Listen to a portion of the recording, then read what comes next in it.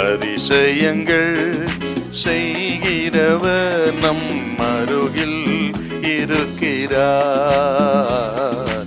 அற்புதங்கள் செய்கிறவர் என்றும் நமக்குள் வசிக்கிறார்.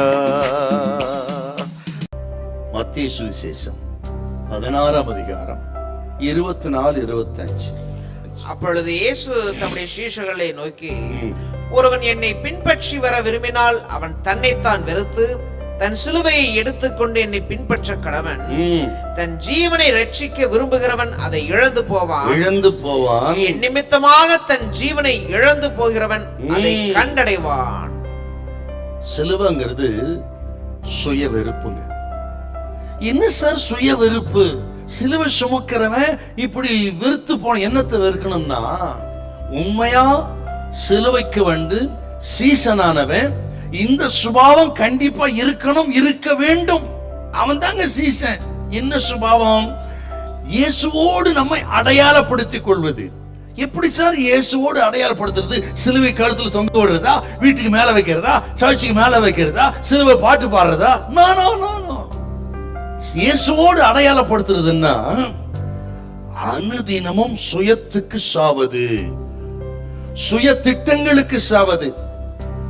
நம்ம திட்டங்களுக்கு நம்ம ஒரு திட்டம் போட்டிருப்போம். கர்த்தர் சொல்றாரு, இல்ல அது உன் திட்டம் இல்ல, என் திட்டம் வேற சொன்னா அப்படியே அந்த திட்டத்தை குழி தோண்டி புதைச்சிட்டு இயேசுவே சொல்லும்படியான்னு கேட்கிறமே, அதுக்கு பேரு தான் அவரது திட்டம். நீங்க வாலிப பிள்ளைகள் நல்லா கவனிக்கணும். உங்களுக்கு ஒரு திட்டத்தை வச்சிருக்கலாம், எதிர்காலத்தை வச்சிருக்கலாம், இன்னார்தான் அன்னார்தான். கர்த்தர் சொல்ற இல்லன்னா அப்படியே குழி தோண்டி புதைச்சிட்டு இதோ வருகிறேன்னு ஃபாலோ பண்ற பாத்தீங்களா, அது அங்க சிலுவை.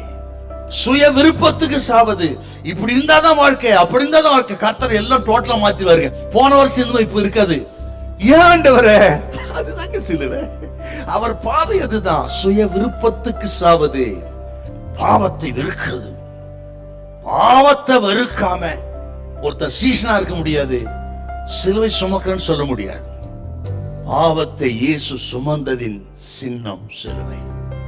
பழைய பாவங்கள் நம்ம கண்களுக்கு முன்பாக இருந்தா, சீப்போன்னு வெறுக்கிற சுபாவம் இருந்தால் நீங்க சிலுவை சுமக்கிறவர்கள்.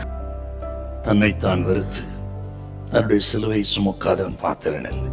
ஆகவே பாடு நிந்தைகள் கிறிஸ்துவின் நிமித்தமா பயப்படாதீங்க, கலங்காதீங்க. சுமக்கக்கூடிய பலனை கொடுப்பார், கடைசி வரை நடத்துவார். நீங்க தான் உண்மையான கிறிஸ்தவர்கள். சிலுவையின் பலன் உங்களை வந்து அப்படியே தாங்கும், உங்களை நடத்தும், உங்கள் காரியம் ஜெயமா இருக்கும். உன் பலகீனத்தில் அவர் பலம் பூர்ணமாய் விளங்கும். என் கிருபை உனக்கு போதும். ஹல்லேலூயா, ஹல்லேலூயா.